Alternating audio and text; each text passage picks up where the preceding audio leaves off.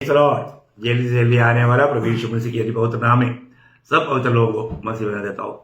प्रभु की बड़ी दया है कि प्रभु ने और भी एक दिन हमारा आयु में जोड़ दिया। प्रभु के सानिध्य में आना, प्रभु का वचन सुनना कितना आनंद की बात है।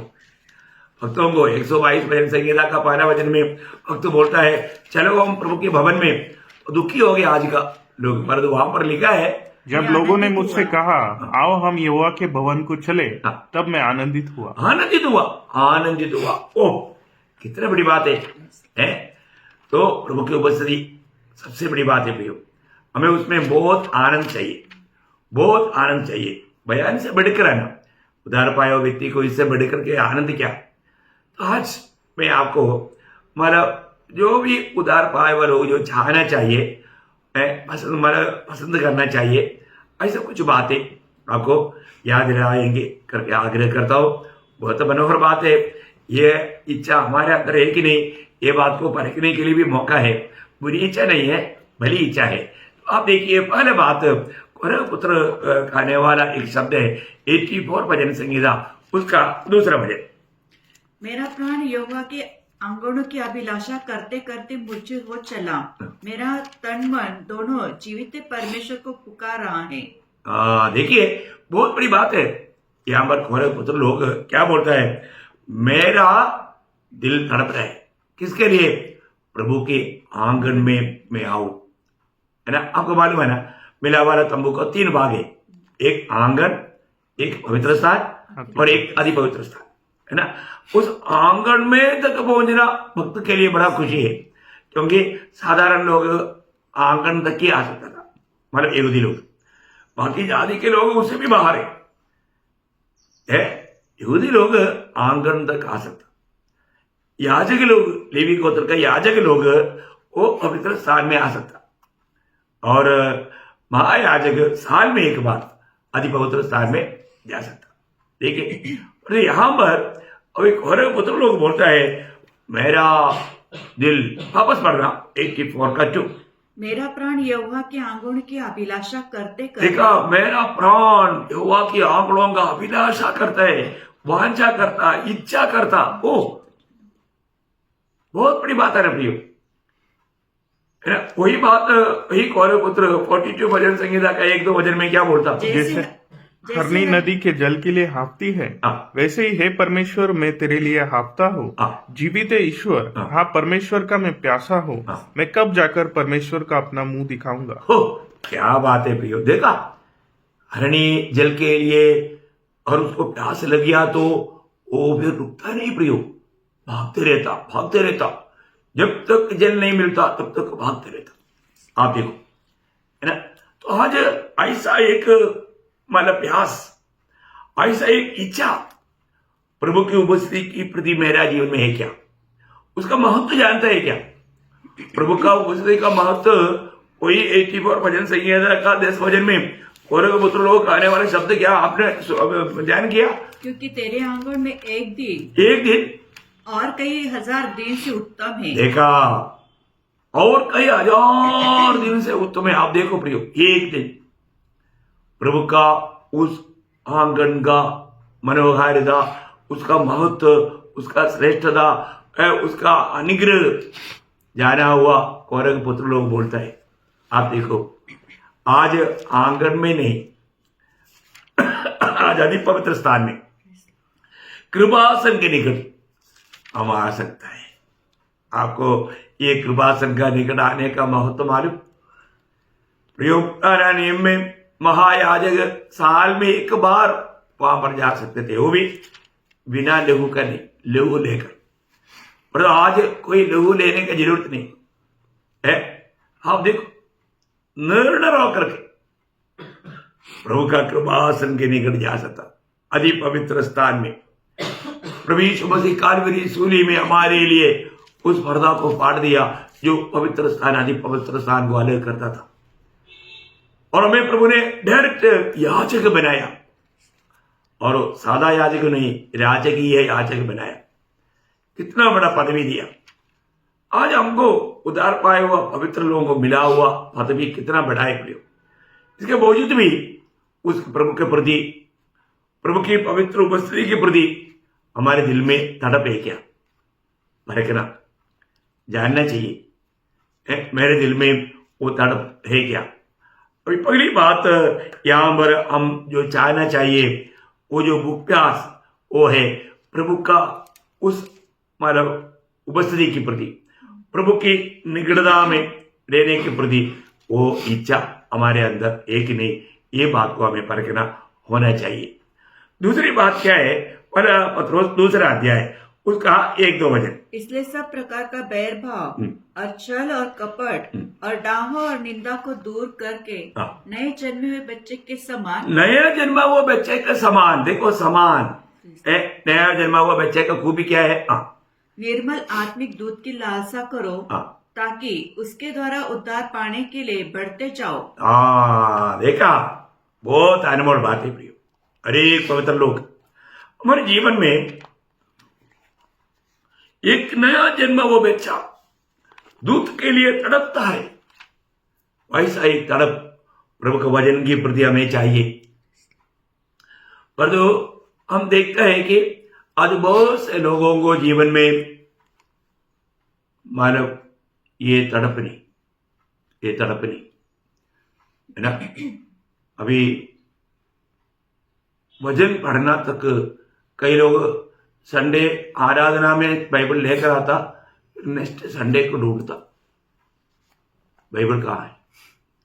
एक बार ऐसे हुआ, एक संडे आराधना के बाद में एक प्रभु के दास ने एक घर विजिट किया, तो वो दास को थोड़ा मतलब मिक्सर खाने के लिए बाहर से फॉरेन से लाया हुआ बहुत अच्छा एक छोटा स्पून है दिया, और वो मतलब खाकर के चला गया। चले जाने के बाद में वो घर के मतलब उस औरत को वो स्पून नहीं दिखाई दिया। वो क्या हुआ था, उस दिन से वो स्पून नहीं दिखाई दिया, वो परेशान हो गया। अभी मतलब और 3-4 दिन के बाद में वो प्रभु का दास वो घर में वापस आया। वापस आने के टाइम पर उस स्त्री को अभी ये पूछने के लिए थोड़ा सा शर्म आया, क्योंकि वो स्त्री को मालूम है अभी मैंने प्रभु का दास को ही दिया था, तो वो पक्का लेकर गया होगा।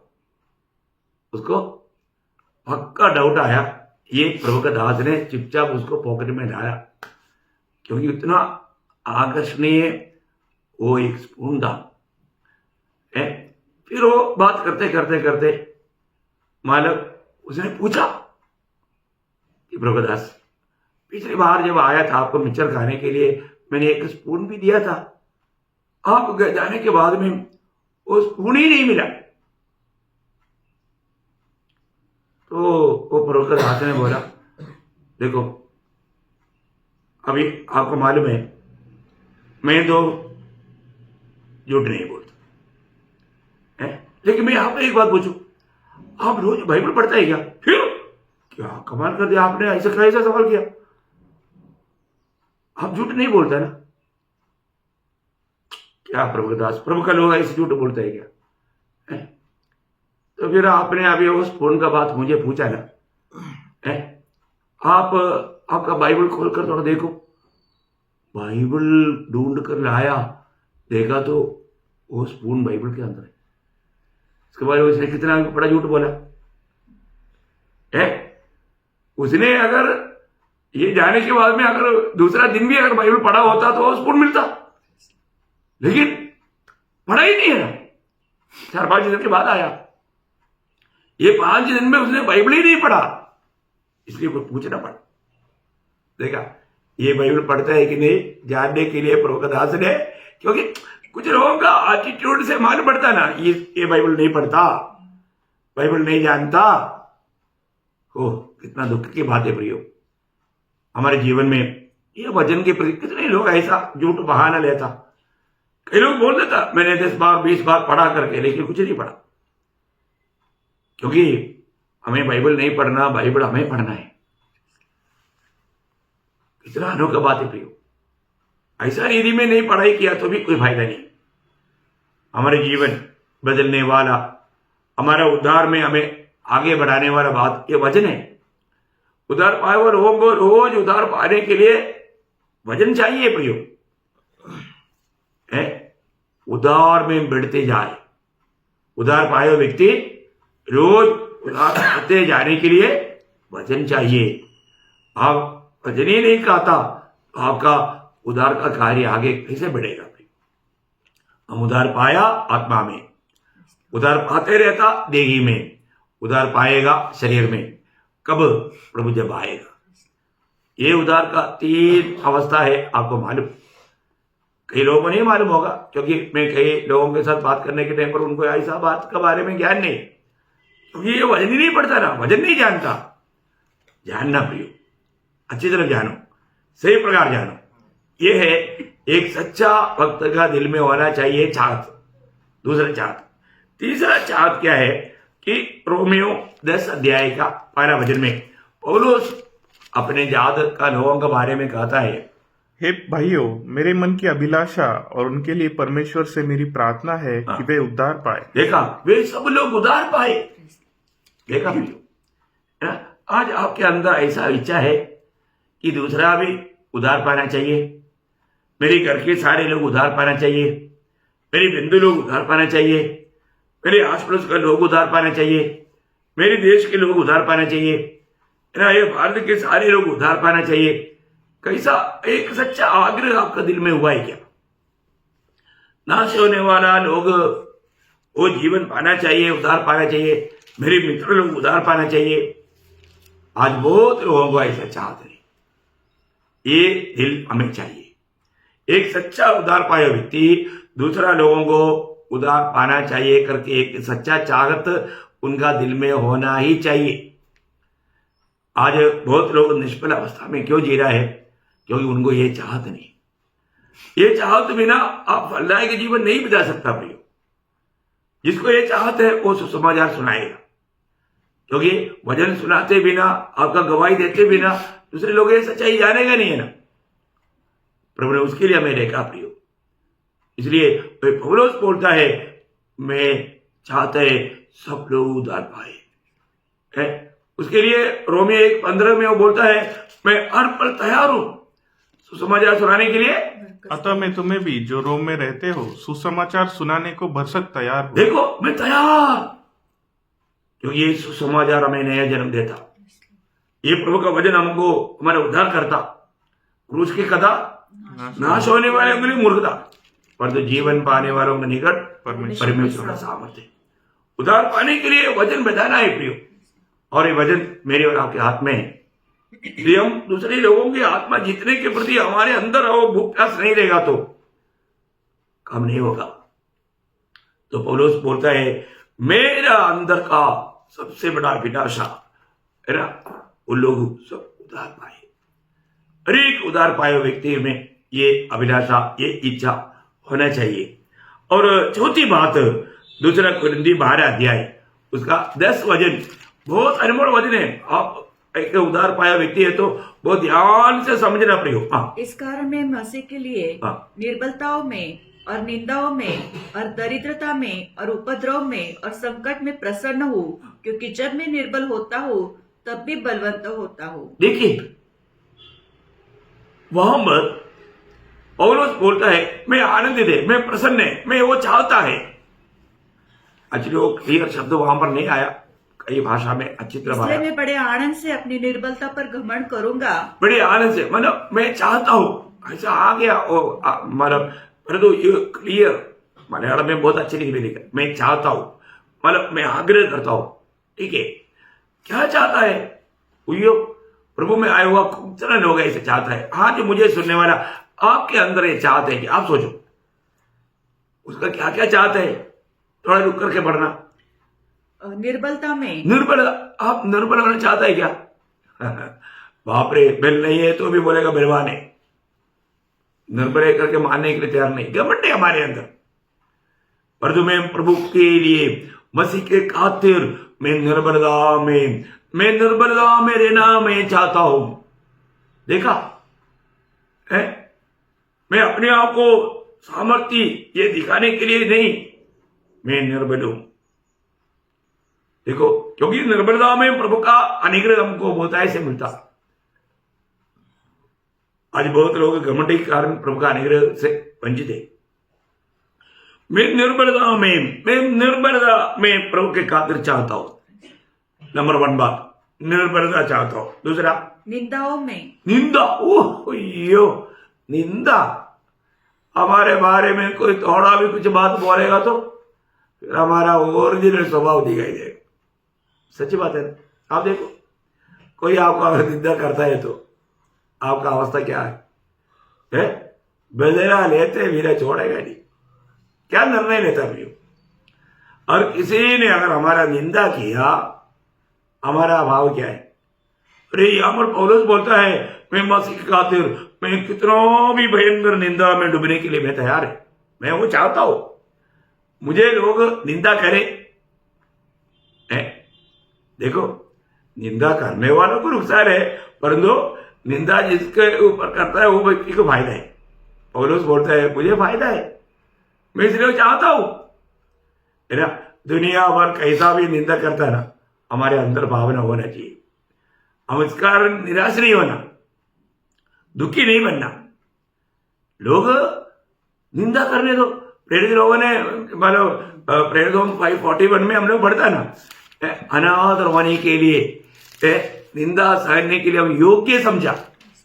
क्या बोला? वे इस बात से आनंदित होकर महासभा के सामने से चले गए कि हम उसके नाम के लिए अपमानित होने के योग्य तो ठहरे। देखा, अपमानित होना, निंदित होना, उसका तो योग्य, वो एक योग्यता समझा, पर जो हम लोग उसको बहुत बुरा समझता। प्रियो, हमारे जीवन में ये वांछा, ये इच्छा है क्या? मैं प्रभु के लिए निंदित हो जाऊं, है ना। लोगों के सामने हमारा बदनाम करता है, निंदा करता है, क्या प्रियो हम खुशी से सह पाएंगे? वो एक अच्छा निर्णय हमारा है, वो चाहत हमारा है, तभी एक विजय मसीह जीवन बिता पाएगा प्रियो। और हम लोगों से तारीफ चाहेगा, तारीफ सुनने के लिए चाहने वाला दिल किसका था? झूठा लोगों का था। लूका 6:26 में प्रभु ने उठाकर कहा, है ना, प्रियो ये दुनिया हमारा निंदा ही करेगा। लूका 6:26 क्या बोलता? हाय तुम पर जब सब मनुष्य तुम्हें भला कहे, क्योंकि उनके बाप दादे झूठे भविष्यवक्ताओं के साथ भी ऐसा ही किया करते। झूठे लोगों का लोग, वो लोग वही चाहता, पर हम प्रभु के सच्चे लोग हैं तो प्रियो, हम किसी के द्वारा कोई हम तारीफ और बढ़ाई नहीं चाहता भाई। अपन लोगों को कितना भी अच्छा रीति में शिक्षण दे, लोग हमें एकदम गंदा बोल करके, तुच्छ करके, नीचा करने की कोशिश करेगा। परंतु प्रियो, मैं आपको बोलता हूं, ये अवस्था धन्य अवस्था है। ये अवस्था आप चाहना चाहिए। ऐसा व्यक्ति कभी ठोकर नहीं खाएगा। और तीसरी बात, दरिद्रता। देखो, मसीह के कारण दरिद्र बनना, दरिद्रता में भी मेरे को थोड़ा मदद करो, मेरे को सहायता करो, ऐसा भिखारी नहीं बनना प्रियो। प्रभु के खातिर दरिद्र बनकर रहना बोलेगा तो बहुत श्रेष्ठ अनुभव है। बहुत दरिद्रता, यीशु मसीह के खातिर दरिद्र हो गया, खाने पीने के लिए भी कुछ नहीं, है ना। ऐसा एक दरिद्र अवस्था, वो मसीह के खातिर प्रभु का लोग, कितने लोग आज भी मसीह के खातिर दरिद्रता में जीवन मिला था, उनको खाने के लिए कुछ नहीं। मुझे मालूम है, मेरा बचपन में मेरे घर के पास में एक प्रोगदास परिवार था। उनका 2 बच्चा था, एक सलोमी और एक रूथ। उन लोगों को खाने के लिए कुछ भी नहीं था। वो मतलब काजू का जो फल जो है, उसका फल खाते खाते पेड़ के अंदर से वो कीड़ा नाक से आया, मर गया। कुछ भी खाने के लिए नहीं था, कोई भी कुछ देता नहीं था। हो, आज वो लोग स्वर्ग में आनंद मना रहा है प्रियो। प्रभु का दास बोलता है, मैं प्रभु के खातिर दरिद्रता में मैं आनंदित हूं प्रियो। वो दरिद्र लाजर मर गया, स्वर्गदूतों ने उनको अब्राहम का गोद में पहुंचाया। प्रिय, दुनिया का दरिद्रता, कष्ट, तकलीफ सब थोड़ी देर के लिए, पर इसके बाद छुटकारा है, हमेशा का छुटकारा। कितना अच्छी बात है। क्या आप प्रभु के खातिर दरिद्र होकर के जीवन बिताने के लिए चाहेंगे? आपको पसंद आएंगे? सब पाएंगे? और आगे उपद्रव में, उपद्रव। देखो, मसीह के खातिर उपद्रव। आज लोग कोई भी प्रकार का उपद्रव नहीं चाहता, इसलिए सुसमाचार नहीं सुनाता। जब आप सुसमाचार सुनाएगा तो आपको उपद्रव पड़ेगा, भी उपद्रव पड़ेगा है, कई प्रकार का उपद्रव आप आएगा। आप देखो ये वचन कितना सत्य है। पौलुस बोलता है, पौलुस कितना मसीह के खातिर उपद्रव खाया। दूसरा कोरिन्थी 11 अध्याय का 23 से 32 तक वचन में लिखा है, 23 से 28 तक वचनों में बहुत सुंदर रीति में लिखा। मैं अभी पढ़ना नहीं चाहता, आप पढ़कर देखना। मसीह के खातिर कितनी प्रकार का उपद्रव सहा। आप सोचो, एक आधा कोई किसी ने कुछ मारा पीटा, ऐसा नहीं, कितना भयंकर उपद्रव है। वो बोलता है मैं मसीह के खातिर चाहता। और आगे, और संकट में प्रसन्न हूँ। प्रभु के खातिर संकट में, एक संकट खत्म हो गया दूसरा संकट आ गया, एक से बढ़कर एक ही संकट आते रहता। ओ मैं चाहता हूं, ये मेरी इच्छा है। एक बात मैं आपको कहना चाहता हूं, प्रभु का सच्चा भक्त पौलुस का अवस्था, एक दिन अगर 2 मार नहीं खाया तो उसको नींद नहीं आता। उनको लगता है मैं शायद प्रभु का मार्ग छोड़ दिया, मुझे आज लोग क्यों नहीं मारा, मुझे आज लोग निंदा क्यों नहीं किया, मेरा बदनाम क्यों नहीं किया। शायद मैंने मेरा मार्ग को विशाल मार्ग में तो नहीं गया, वो सकरा मार्ग में चलता था, मेरे को आज ऐसा अनुभव क्यों नहीं आया।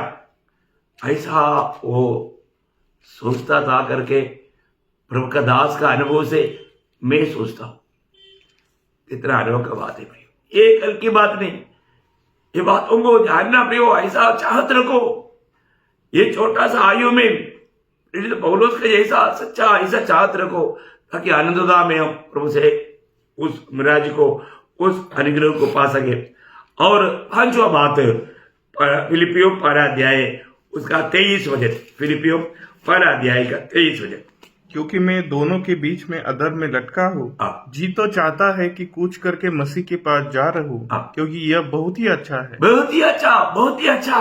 ओ इसका मतलब प्रभु के खातिर मृत्यु पा करके प्रभु के पास जाकर के बैठना, ये मेरे लिए बहुत ही अच्छा, अच्छा नहीं बहुत ही अच्छा। देखा हो कितना बड़ी बात है ना। एक सच्चा भक्त का दिल में ऐसा हमेशा चाहत रह करके, ऐसा ही तैयारी रह करके जीवन बिताना। प्रियो, हम लोग बहुत थोड़ा ही दिन ये दुनिया में रहेगा, पर इसके बाद दुनिया से अलग हो जाएगा, खा जाएगा। आज हम मसीह को जीता है तो मसीह के साथ सर्वदा रहेगा, वो हमारे लिए सबसे अच्छा है। दुनिया में रहने से कितना हजारों गुना बढ़ करके अच्छा है प्रियो प्रभु के साथ रहना। दुनिया में तक प्रभु के साथ का समय भक्तों के लिए बहुत मूल्यवान अवसर है। हरेक भक्तों का दिल में चाहत चाहिए, मैं प्रभु के साथ रहूं, प्रभु की उपस्थिति में मैं समय बिताऊं। ये आनंददा में प्रभु के साथ समय बिताने वाले लोग यहां पर भी प्रभु के साथ समय बिताएगा, कोई संदेह नहीं। क्या आपका इच्छा ऐसा है, आपका चाहत ऐसा है, अपने आप को फर्क हो प्रियो, है ना। प्रभु का इच्छा है कि हम हमेशा प्रभु के साथ रहे, हमारा भी इच्छा ऐसा हो, प्रभु उसके लिए आपको सहायता करे। आखिर और एक बात बोलकर समाप्त करूंगा, 2 कोरिन्थी 5 अध्याय उसका 1 से 3 वचन। क्योंकि हम जानते हैं कि जब हमारा पृथ्वी पर का डेरा सरी का घर गिराया जाएगा, तो हमें परमेश्वर की ओर से स्वर्ग पर एक ऐसा भवन मिलेगा जो हाथों से बना हुआ घर नहीं परंतु चिरस्थायी है। इसमें तो हम कराते और बड़ी लालसा रखते हैं कि अपने स्वर्गीय घर को पहन ले, कि हम इसके पहनने से हम नंगे न पाए जाए। देखो अभी यहाँ पर पौलुस हमें मिलने वाला महिमा का शरीर का बारे में बताता। प्रियो, हम एक महिमा का शरीर पाने जा रहा है। अभी हम रहने वाला ये घर, शरीर रूपी घर, ये गिराया जाएगा, ये नष्ट हो जाएगा, ये बर्बाद होने वाला है, क्योंकि मिट्टी से लिया मिट्टी में मिल जाएगा। परंतु प्रभु की ओर से हमें एक महिमा का शरीर मिलने वाला है। वही शरीर के वही अवस्था के बारे में पत्रोस भी बोलता है। आपको याद होगा दूसरा पत्रोस उसका 12 अध्याय उसका 13 से 15 तक का वचन। मैं ये अपने लिए उचित समझता हूँ कि जब तक मैं इस डेरे में हूँ तब तक तुम्हें सुधी दिला दिलाकर उबारता रहूं। इस शरीर रूपी डेरे में रहने के समय में दूसरे को ये बातें समझाते रहना एक भक्त का कर्तव्य है। क्योंकि यह जानता हूँ कि मेरे डेरे के गिराए जाने का समय शीघ्र आने वाला है। देखा प्रियो, ये शरीर बहुत जल्दी गिराया जाएगा, ये शरीर जल्दी खत्म हो जाएगा, ये मर करके मिट्टी में मिल जाएगा। जैसे कि हमारे प्रभु यीशु मसीह ने मुझ पर प्रकट किया है, इसलिए मैं ऐसा यत्न करूंगा कि मेरे कूच करने के बाद तुम इन सब बातों को सर्वदा स्मरण कर सको। मतलब मैं जब तक इस शरीर में रहता हूँ, इस डेरे में रहता हूँ, मैं तुझे प्रभु का बात स्मरण दिलाते रहूंगा। ओ कितना बड़ी बात है ना, हमारे कर्तव्य है ना प्रियो। हमने एक अच्छा निर्णय लेकर चलना, दूसरे लोगों को हम प्रभु यीशु मसीह के बारे में बताते सिखाते, उस आनंददा की उस तैयारी में हमेशा रहना बहुत अद्भुतवान बात है, बहुत श्रेष्ठ बात है, अनमोल बात है। क्योंकि इस डेरे में रहने के समय में हम यहां से जाने के बाद हमारे साथ जितने लोग हैं वो याद करना चाहिए, यार हमारे बीच में प्रभु का एक दास था, वो हमेशा हमें अनंतता का बारे में, स्वर्गीय जीवन का बारे में, प्रभु के आगमन के बारे में, मिलने वाला महिमा का शरीर का बारे में सब बताते थे। वो बहुत आशा भरा जीवन बिताते थे। हाँ प्रियो, जिसमें प्रभु का आगमन की आशा है, जरूर वो दूसरे को भी प्रोत्साहन देगा। आज हमारे जीवन दूसरे को इस रीति में प्रोत्साहन करने वाला जीवन है क्या? हम लोग जल्दी से जल्दी ये मिट्टी का ढेरा से उस आत्मिक भवन जो प्रभु हाथ से बनाया हुआ नहीं, प्रभु की ओर से हमें मिलने वाला उस अनोखा भवन, वो महिमा का शरीर हम धारण करने जा रहे हैं। कितना अद्भुत बात है।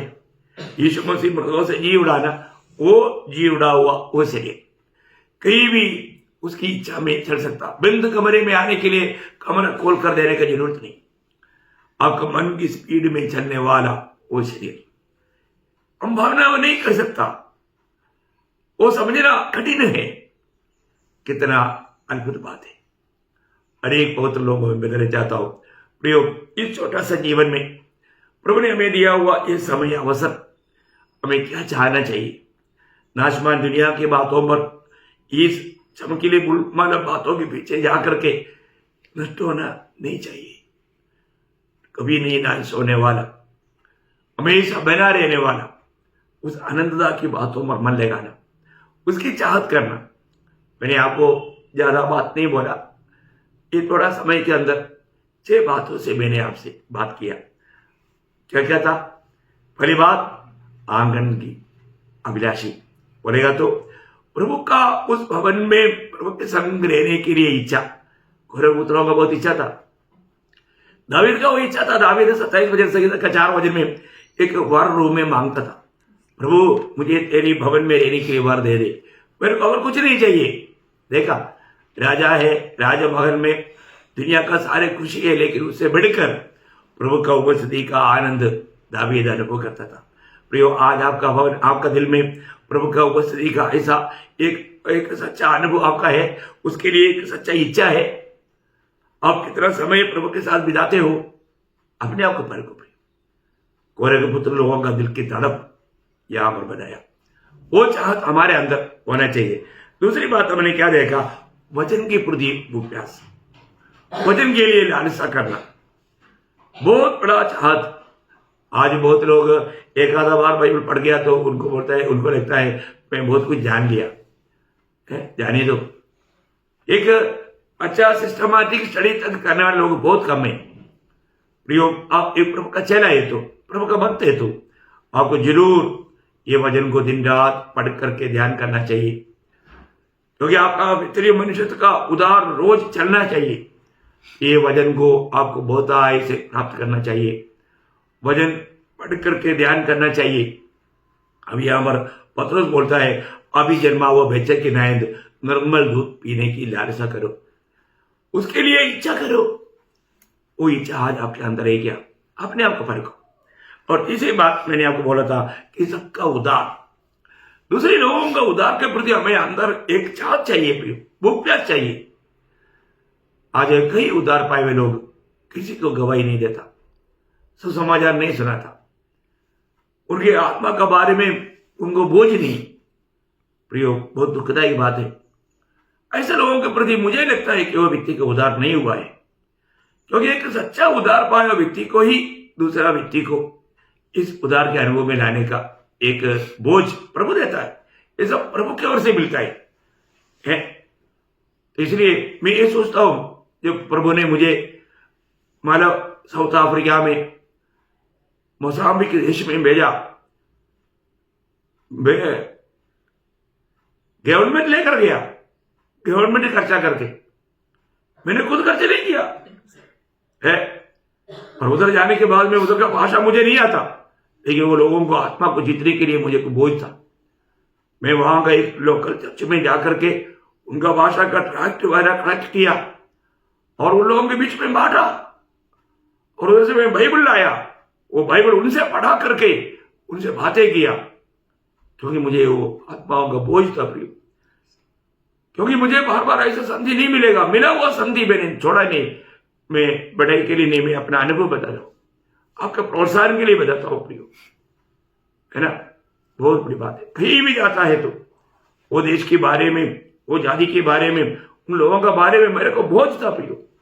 मैं जब हिमाचल में गया, हिमाचल के लोगों को जीतने के लिए जितना तक प्रभु का कार्य कर सकता था, मैं पहाड़ पहाड़ चढ़ करके, उधर करके, घर घर जा करके समाचार सुनाया। बहुत से लोग प्रभु में आया प्रियो। मैं आपको बताना चाहता हूं, बहुत श्रेष्ठ बात है। ये बोझ एक सच्चा उदार पाया व्यक्ति को है। ये दिखावा का बात नहीं, सच्चा बोझ है।